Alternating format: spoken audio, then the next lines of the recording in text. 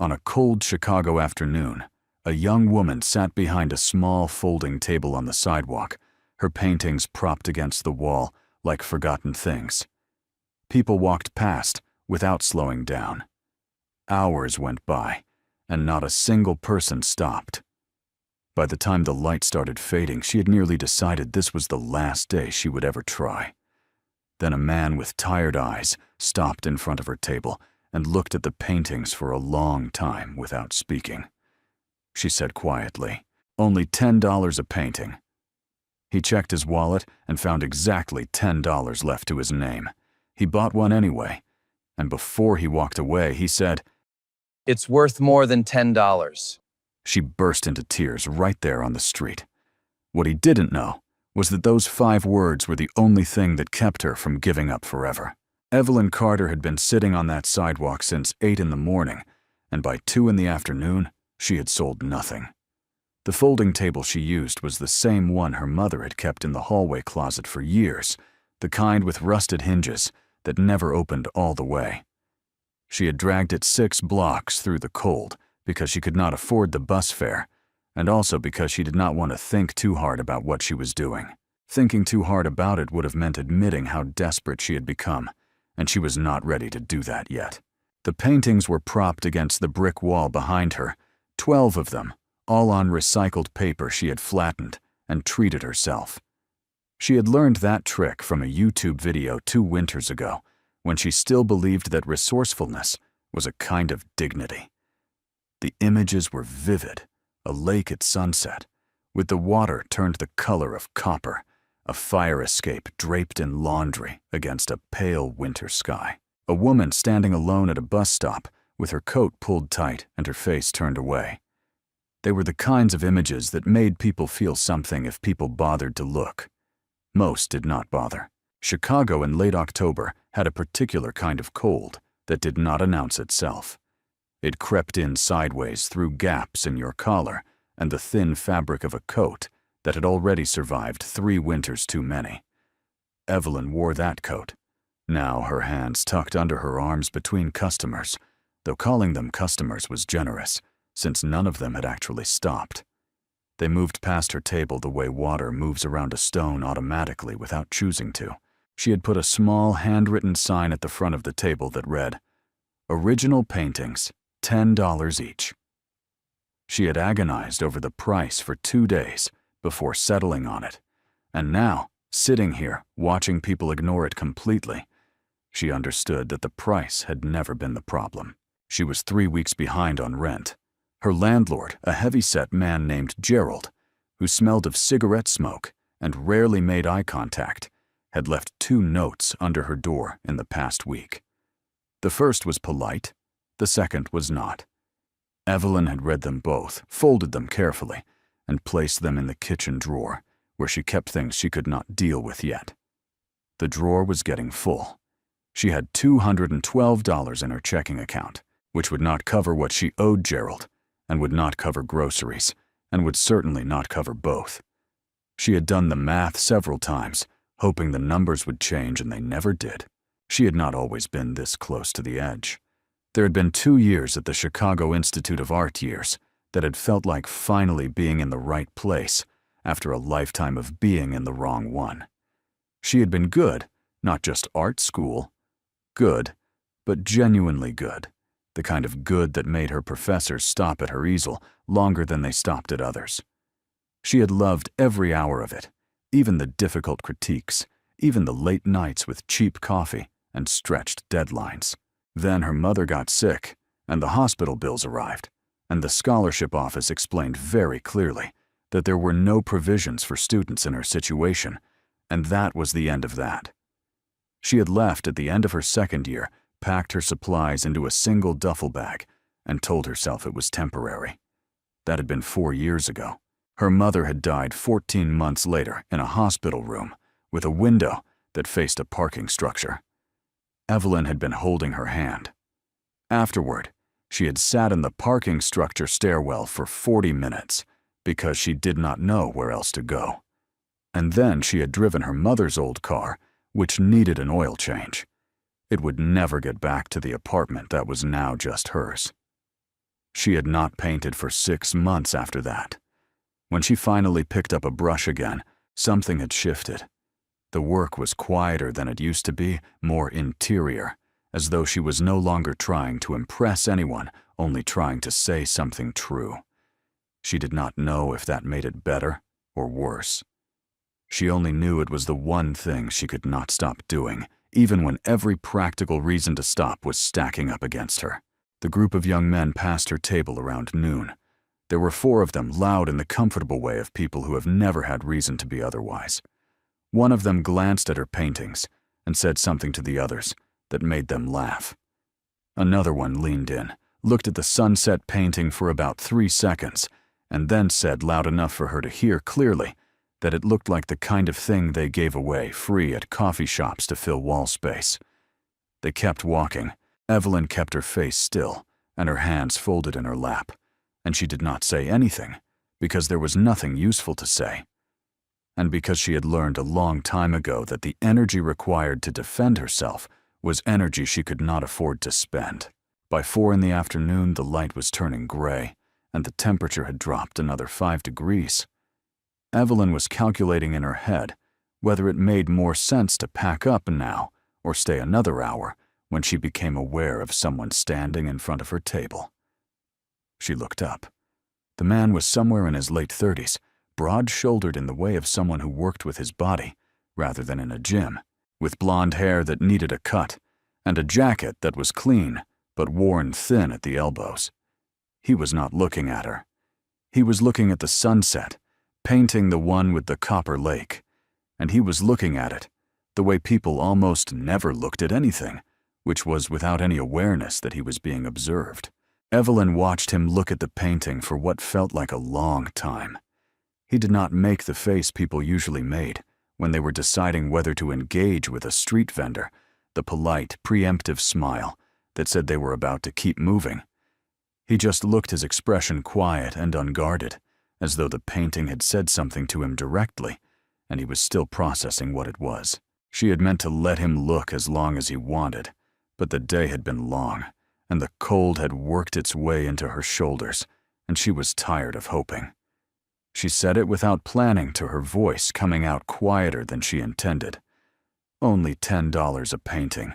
The man looked at her then. His eyes were a pale gray blue, and there was something in them that was not pity, which was the main thing she had learned to watch for. He nodded slightly, as though she had confirmed something he had already suspected, and then he reached into the inside pocket of his jacket and pulled out his wallet. Ryan Brooks had started the day with $23 and had spent 13 of it on gas and a coffee he drank, standing up at a gas station counter, because there was nowhere to sit. The remaining $10 were supposed to cover dinner, and if he was careful, breakfast. He was aware of this arithmetic as clearly as he was aware of the cold, which is to say, constantly and without drama.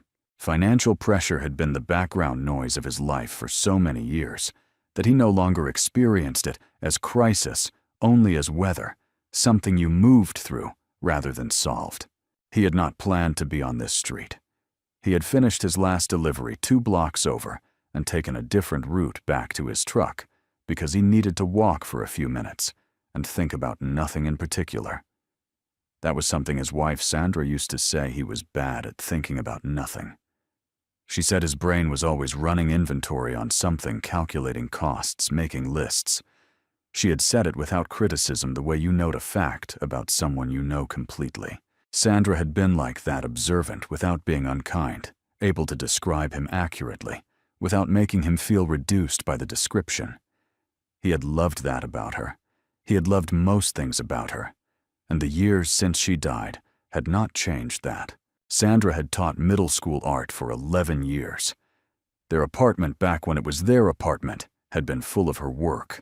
Small canvases stacked along the hallway wall, sketchbooks on every flat surface, a particular smell of linseed oil and turpentine that he still associated with feeling at home. After she was gone, he had packed most of it away because he could not figure out how to live with it, and he could not bring himself to get rid of it. He had kept one small watercolor above the kitchen sink, a study of light on water that she had done on a Sunday morning while he made breakfast, because removing it would have felt like removing something structural. He had stopped in front of the girl's table because the painting stopped him. It was that simple.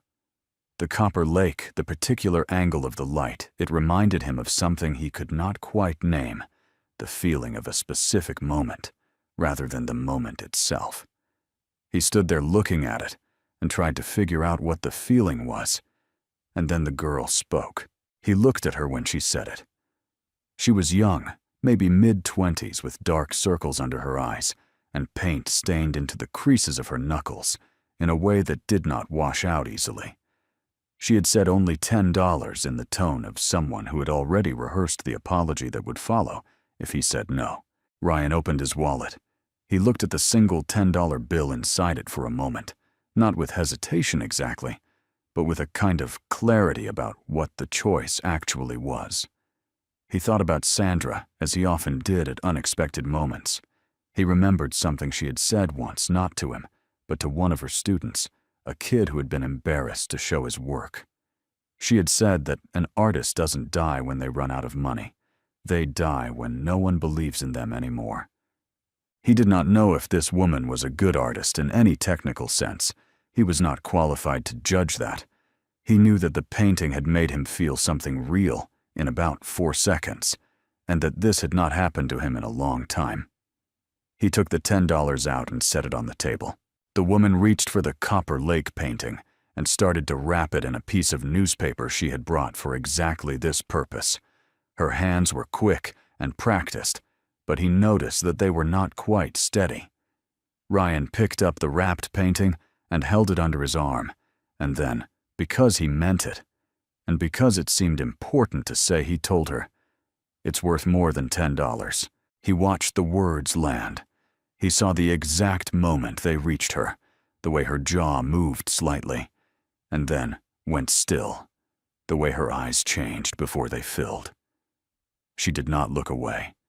She sat very straight in her folding chair and let herself cry right there on the sidewalk in the middle of the afternoon, with people moving past on both sides of her, and she did not apologize for it or try to stop it quickly. Ryan stood there and let her, because it did not seem like the kind of thing that required intervention. It seemed like something that had needed to happen for a long time. After a moment, she said, "Thank you," and her voice was steadier than he expected. He nodded once, tucked the painting more securely under his arm, and walked back to his truck. He did not know her name. She did not know his. Before he wrapped the painting in newspaper, he had noticed something on the back of the canvas paper in small, neat handwriting, a name and a year: Evelyn Carter. He did not think much of it in the moment. He drove home on an empty stomach and hung the painting on the wall across from the kitchen window where the afternoon light would catch it, and he stood in front of it for a while before he started figuring out what he had at home that he could make for dinner. Evelyn sat at her table for another 20 minutes after he left, not because she thought anyone else would come, but because she needed a few minutes before she could fold everything up and carry it home. The $10 was in her coat pocket. It was not enough to change anything about her situation. Gerald was still going to want his rent money. The drawer in the kitchen was still full of things she could not deal with. The math was still the same math, but something had shifted slightly in a way she could not have explained to anyone who asked. Some interior weight that had been pressing down on her for months had moved just fractionally, just enough. She began to pack up the paintings carefully, the way you handle something you have decided is still worth handling, and she walked the 6 blocks home through the cold. The $10 did not solve anything, but it did something else. In the days after the sidewalk, Evelyn found herself picking up a brush again, without having to argue herself into it first. That had been the real problem for months, not the lack of materials or the lack of time, but the argument. Every time she sat down to paint, some part of her would start listing reasons why it was pointless, and she would have to fight through all of them before she could make a single mark. Now the argument was quieter. Not gone, but quieter. She painted in the evenings after her shift at the copy center where she worked 3 days a week, and she painted on Sunday mornings before the light changed, and she did not think too hard about what any of it was for. She paid Gerald a partial payment on the rent, enough to keep him from filing anything official, and she negotiated 2 more weeks with a steadiness she did not entirely feel. She started posting photographs of her work on a free account she had made on one of the art-sharing platforms, uploading images under her full name, because she had read somewhere that anonymity was a habit of people who did not yet believe their own work was worth claiming. She believed it just barely, just enough. The posts got very few responses. Occasionally, someone would leave a small heart icon, a stranger somewhere she would never know, and she would look at it for a moment and then keep going. Ryan, meanwhile, had taped the Copper Lake painting to the wall across from his kitchen window with 2 pieces of painter's tape because he did not want to put a nail hole in the wall of an apartment he did not own. He was aware that this was a minor irony, taking care of a wall he rented, while his financial situation continued to deteriorate in ways that were not minor at all. His delivery truck had started making a grinding noise in the front left wheel. Well, that the mechanic quoted him at over $800 to repair, which was not money he had.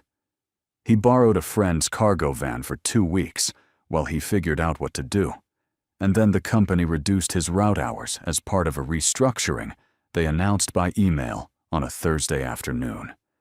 He read the email twice, sitting in the parking lot of a grocery store he had just made a delivery to, and then he drove the borrowed van back toward his apartment and did not think about much of anything.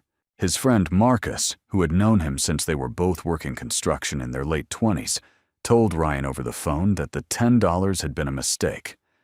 Marcus was not unkind about it. He said it the way you say something true to a person you actually care about, without softening it into uselessness.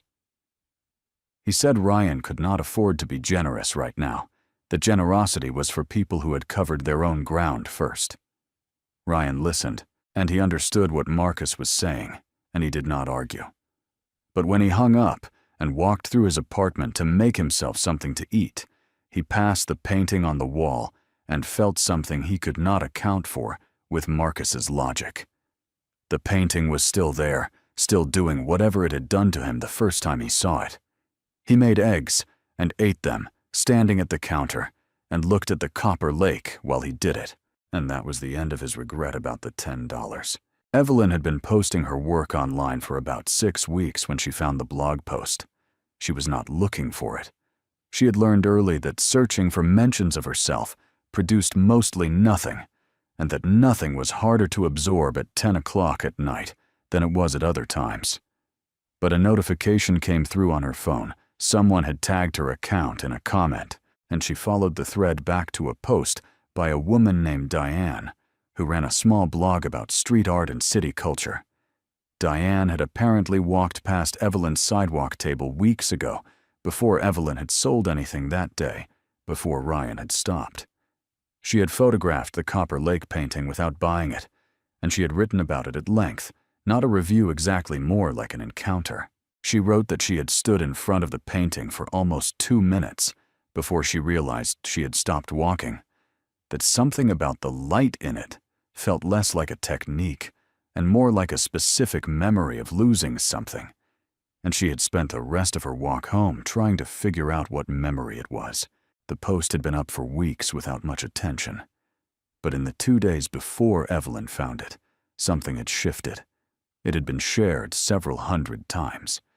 The comments were long, specific, personal people writing about their own losses and their own late afternoons and the particular quality of light that appears just before something ends. Evelyn read through them for a long time, not because she was looking for validation, but because she was genuinely startled. She had painted that image in 40 minutes on a Tuesday evening because the light through her window had looked exactly like that, and she did not want to lose it. She had not known while she was painting it that she was painting something other people would recognize. The invitation came 3 days after she found the post. It was from a small gallery space on the north side called Meridian, run by a woman named Patricia, who sent emails in complete sentences and spelled everything correctly, which Evelyn noticed because it was not the standard. Patricia said she had seen the post, had then spent an hour looking through Evelyn's online portfolio and wanted to offer her a spot in a group show they were mounting in 6 weeks. The show had 4 other artists. The theme was everyday grief. Evelyn read the email 3 times, then stood up from her kitchen table, walked to the window, and stood there, looking at the street below for a while without moving. She wrote back yes the same evening before she could talk herself into hesitation, and then she opened the full details of the invitation and found the part she had not yet read. The gallery required participating artists to cover a rental fee for their wall space, $600 due within 72 hours of confirmation, non-refundable. If the fee was not received, the space would be offered to the next artist on their wait list. Evelyn read this twice, closed her laptop, and sat very still at her kitchen table. $600. She had $87 in her account. She had no one to borrow from who had the money to lend, and no credit available that she had not already exhausted. What she did have when she looked around the apartment and made herself look clearly was a second-hand turntable she had owned since college, a camera she no longer used, a small collection of art books that had belonged to her mother, a winter coat that was newer than the one she wore every day, and a box of jewelry that she had not opened in 2 years. She listed all of it on a resale app that night and priced everything low because low moved faster than fair. By the end of the following day, she had sold enough to cobble together $420. She asked her landlord Gerald for a brief delay on the partial payment she owed him, explained the situation honestly, and Gerald, to his credit, and her surprise, told her to take the 2 weeks. She transferred the $600 to Meridian's account 11 hours before the deadline and sat at her empty kitchen table, which now also had no extra chairs because she had sold those too, and thought about what she had just done. The show opened on a Friday evening in November. Evelyn brought 7 paintings, which Patricia helped her arrange along the gallery's east wall under a set of track lights that made the colors do things she had not expected. For the first hour, the room filled with the kind of people who attend gallery openings, attentive wine glass in hand, conversational in small clusters. Several people stood in front of her wall for extended periods, and 2 of them asked her questions about her process that she answered carefully. She began to think that maybe this was going to be different from every other time she had hoped for something. By the end of the 2nd hour, she had sold nothing. By the end of the 3rd, still nothing. A man who introduced himself as a critic for a regional arts publication spent about 4 minutes looking at her work and then said to his companion, loud enough for Evelyn to hear from 6 feet away, that the paintings were technically competent but emotionally indulgent, that contemporary collectors had moved past the aesthetic of visible suffering, and that this kind of work belonged to a moment that had already passed. His companion nodded with the automatic agreement of someone who had learned to agree. Evelyn heard every word and kept her expression neutral and her hands still at her sides. Near the end of the evening, Patricia approached her with an apologetic expression that Evelyn recognized before she heard the words. Another artist, someone with an established name and a following, had requested the east wall for the show's 2nd week, and Patricia needed to honor that commitment. She asked if Evelyn could remove her work by Sunday morning. Evelyn said yes. She helped carry her paintings to her car in 2 trips, thanked Patricia without bitterness, and drove home.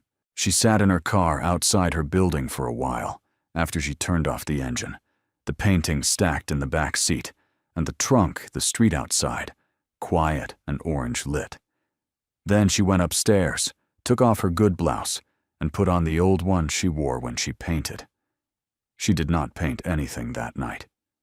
She sat at the kitchen table and looked at the wall, where she might have hung something if she had anything left to hang, and she thought about the critic's words, not because he had been right, but because he had said them without any awareness that she might have been something other than a disappointment. She thought about the copy center job, about Gerald's 2nd note, about the art books she had sold that had belonged to her mother. She went to bed without deciding anything. Ryan lost his job on a Wednesday in December. The company sent another email, And this one was not about route reductions. It was a termination notice citing workforce restructuring and thanking him for his years of service in language that had clearly been written by someone who had never met him. He had been there for 6 years. He found out the same day that his truck repair estimate had gone up to nearly $1,000 because the initial inspection had missed a secondary issue. He sat with both pieces of information for most of the day running the math in his head, the way he always did, and the math did not produce anything useful, and eventually he stopped running it. He took 2 days of day labor work that a guy in his building had connected him to, hauling debris from a gutted storefront 3 blocks over cash at the end of each day. The work was heavy and paid poorly, and he did it without complaint because it was what was available. On the second evening, walking home in the dark with sore shoulders and $40 in his jacket pocket, he passed a gallery on the north side and saw a sign in the window advertising a show called Everyday Grief. He did not go in. He kept walking. He did not know why he remembered it later.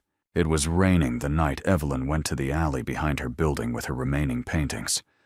She had made the decision gradually over several days, or maybe she had made it much earlier and had only just admitted it. The paintings she had not sold, had not been able to exhibit, had carried 6 blocks in the cold and driven to a gallery and carried back again.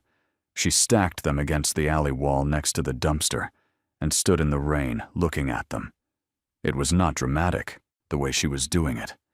She was not performing anything for anyone.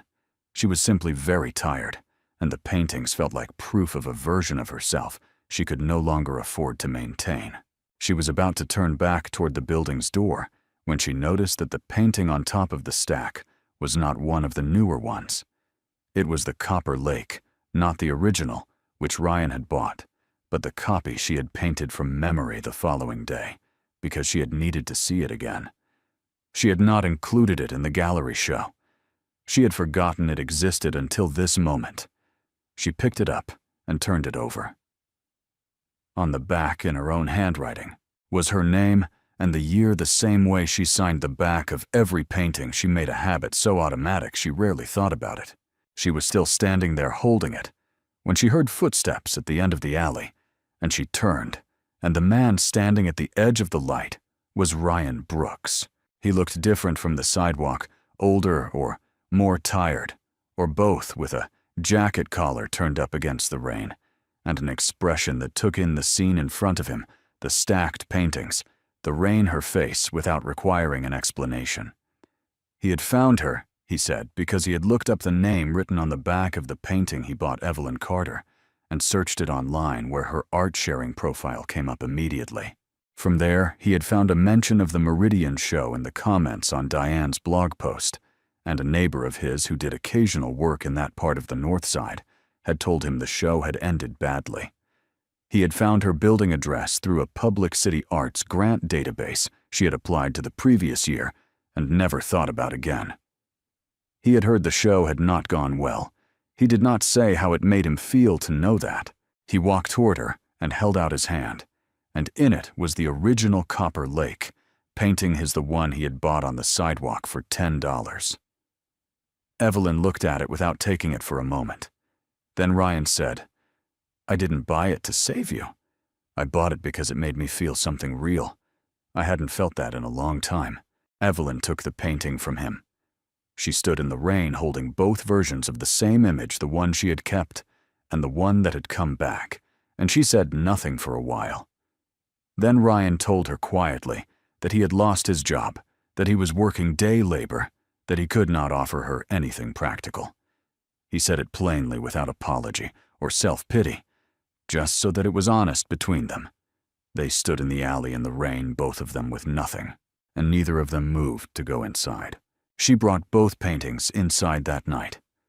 Not because she had made any decision, not because the rain in the alley had clarified anything in a clean or conclusive way, but because leaving them out there felt like a choice she was not ready to make permanent. She stacked them against the wall near the door and left them there still damp at the edges and went to bed without looking at them again. Ryan walked home through the rain and made no plans. That was new for him. He was a person who had always operated on contingency, always had a next step mapped out even when the steps were bad ones. But that night he had nothing mapped.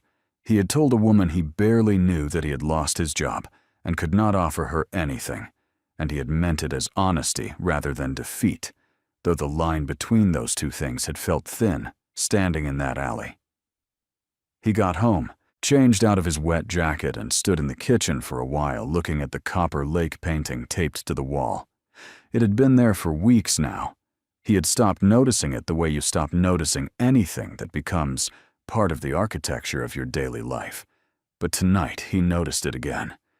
He looked at it for a long time, and then he went to bed. The following days were hard in the specific, unglamorous way that financial hardship is hard. Not dramatic, just relentlessly present. Evelyn went back to the copy center and picked up an extra shift.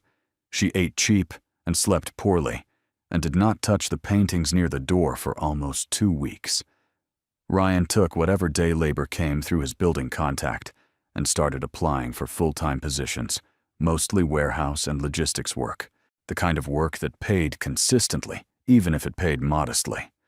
Neither of them contacted the other. They did not have each other's phone numbers.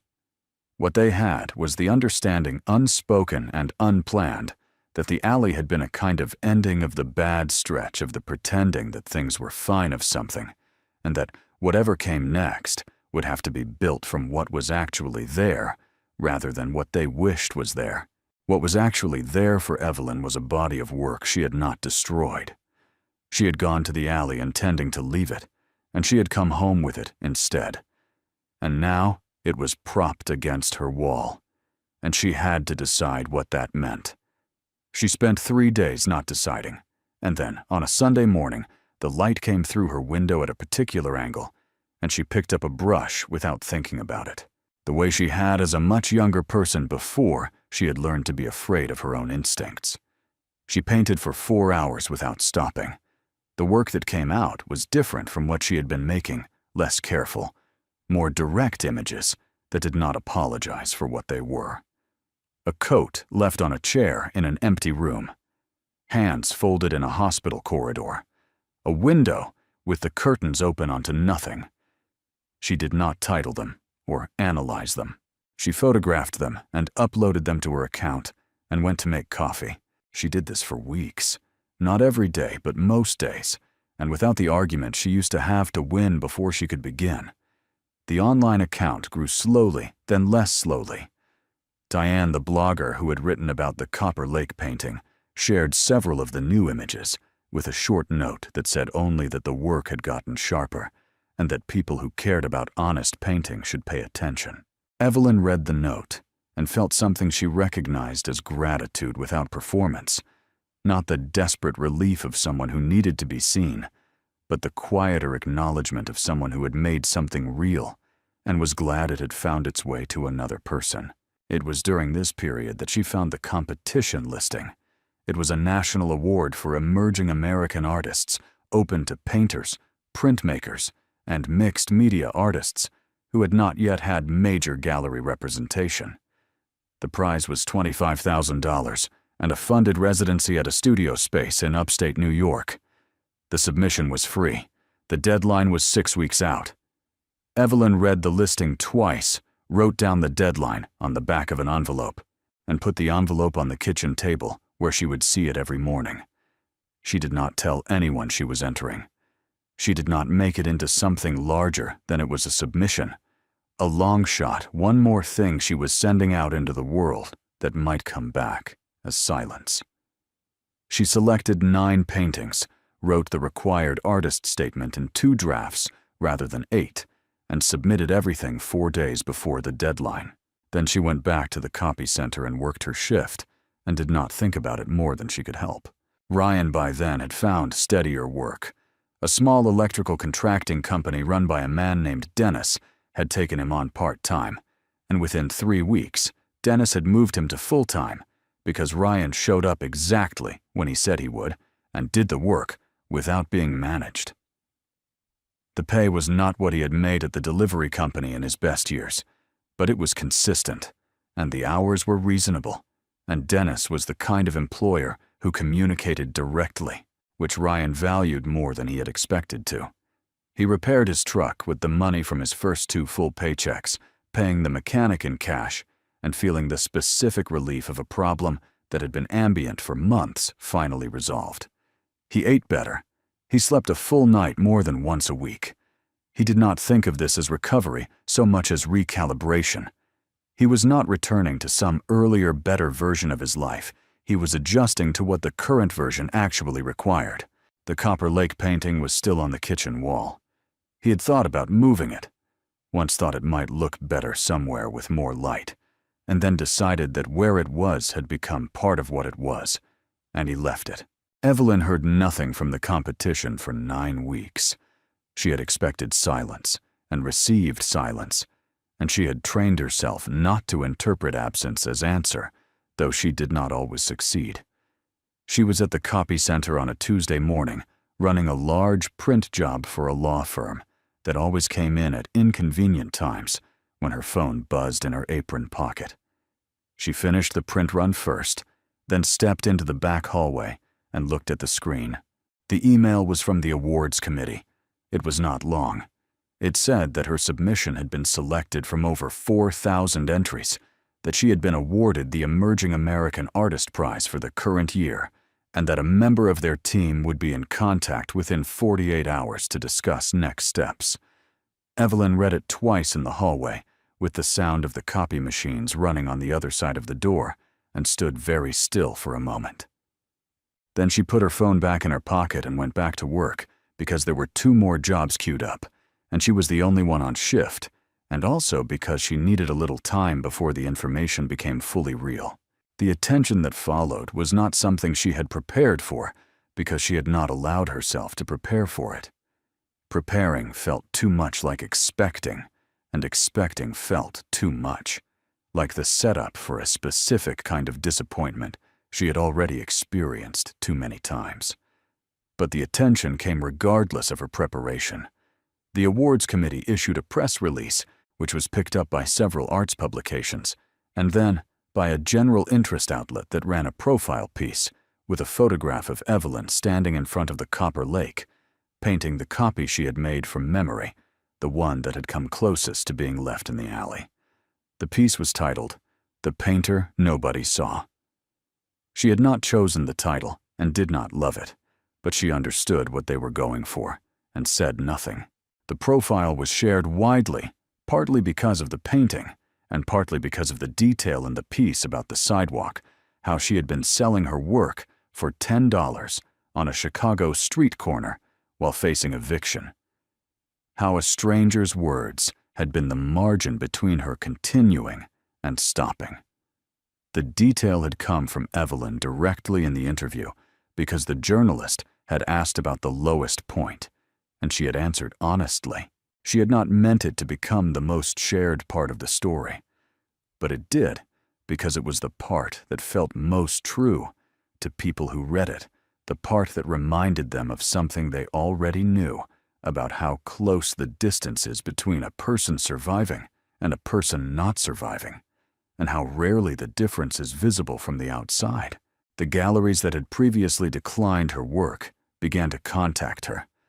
The gallery that had asked her to remove her paintings early to make room for someone else sent an email that was carefully worded and that Evelyn read once and did not respond to. Patricia from Meridian sent a separate email that was shorter and more direct. She said she was glad the work had found its audience and that she was sorry the show had not been the right context for it. Evelyn wrote back to Patricia. She did not write back to the others. 2 years passed. The residency in New York produced a new body of work that was shown at a mid-sized gallery in Manhattan, and that show was reviewed well and sold out in its first week. She moved out of the Chicago apartment, finally into a studio space that was larger and better lit, and she kept the kitchen table and the old coat and nothing much else from the previous version of her life. She worked every day. She did not work because success had made her disciplined. She had always been disciplined, It had never been the problem, but because the argument had gone quiet enough that she could simply begin each morning without having to defeat anything first. She was interviewed on a television arts program on a Thursday evening in late spring. The host was a woman named Carolyn, who had a reputation for asking questions that went somewhere rather than circling the same ground. Toward the end of the interview, Carolyn asked what had kept Evelyn from leaving those paintings in the alley that night, what the real reason was, underneath all the explainable reasons. Evelyn looked at the camera for a moment before answering. She said there was a man she had never properly thanked. She said that, on the worst afternoon of her working life, when she had been sitting on a sidewalk in the cold, with no one stopping, and a group of people who had laughed at her work and the full weight of everything she could not afford. Pressing down on her, a man she had never met had stopped and looked at her painting the way it deserved to be looked at, and had paid for it with the last $10 he had, and had said, before he walked away, that it was worth more than $10. She said that sentence had done something to her that she had never been able to fully explain, that it was not encouragement. Exactly. Not a compliment exactly, but something more like being recognized. She said she had needed to be recognized by someone who had no reason to do it and nothing to gain from it, and that it had been enough, barely, but enough to keep her from stopping. The studio audience was quiet. Carolyn waited a moment before asking if she knew who the man was. Evelyn said she knew his first name was Ryan. She said she had never found a way to reach him.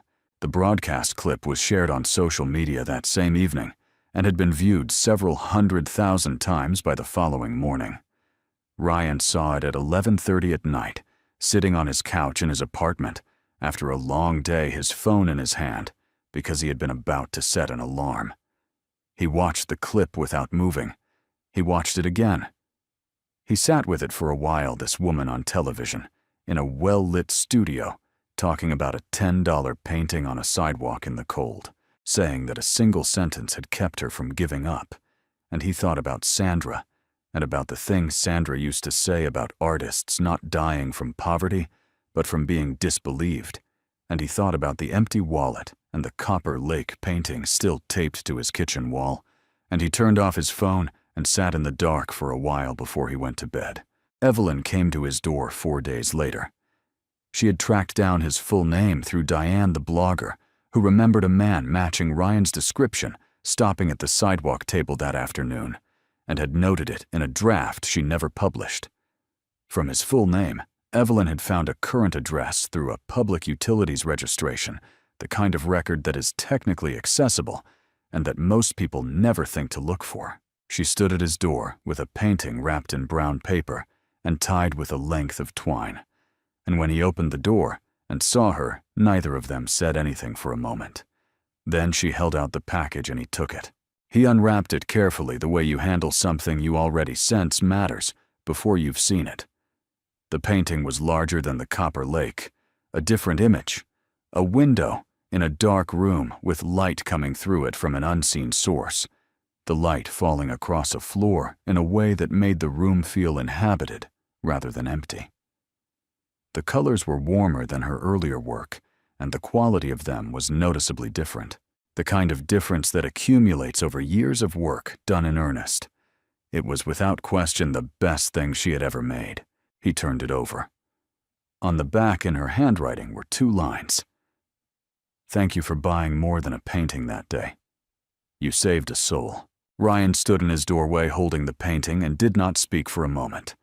Then he stepped back and let her in, and they stood together in the small kitchen where the Copper Lake painting was still taped to the wall across from the window, in the same spot where it had been for years, faded slightly at the edges now, but still, they're still doing whatever it had always done to the room when the afternoon light came through.